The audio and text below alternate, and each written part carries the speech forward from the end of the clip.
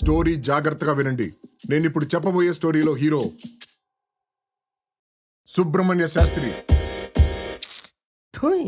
సుబ్రహ్మణ్య శాస్త్రి ఒక upper middle class ఫ్యామిలీలో పుట్టి ఎవ్వరి సహాయం లేకుండా చాలా కష్టపడి ఎంబీఏలో గోల్డ్ మెడల్ సాధించాడు.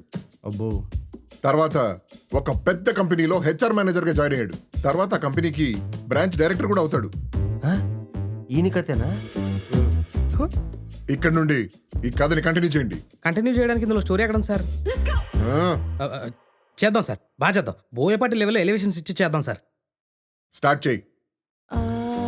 ఆయనకి కొన్ని రోజుల్లో కొత్త పోస్ట్ వస్తుంది. గుడ్. ఆ మాట విని ఆయన క్లౌడ్ 9లో ఉన్నారు. అంటే నన్ను గాల్లో కలిపేద్దాం అనుకుంటున్నావా? కాదు సార్, అంటే ఆయన ఆనందానికి అవధులు లేవంటున్నాను సార్. కానీ కింద పడిన కాయిన్ వెతుక్కుంటూ వెళ్ళి అలా జారి డ్రైనేజీలో పడిపోతాడు.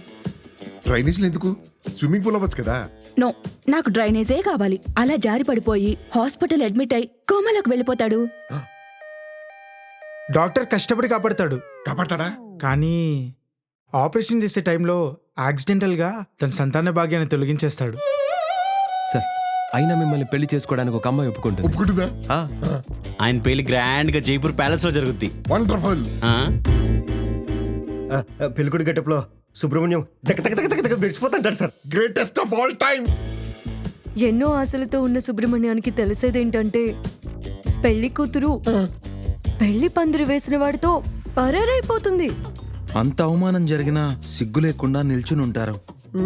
తర్వాత ఏం చేయాలా అని ఆలోచిస్తుంటే చాలు, ఇంకా చాలు. ఇంత జరిగిన తర్వాత వాడికి బతుకు మీద ఆశ పోయి ఊరేసుకొని చచ్చిపోయాడు.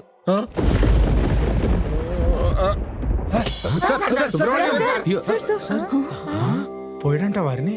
పొయ్యే ఉంటాడు కోమాలోకి. అవునా? అయితే మనకు సెలవులు ఎన్ని రోజులు ఇచ్చారు? ఈ బొంద వర్క్ ఫ్రమ్ హోమ్ ఇస్తారు. అరే లేస్తున్నాడు రా. అందరినీ కథలో క్రియేటివిటీ వాడమనంటే నా సంతాన భాగ్యాన్ని కోల్పోయేలా చేసి, నా పిల్లం పారిపోయేలా చేసి, ఆఖరికి నన్ను చచ్చిపోయేలా చేశారా?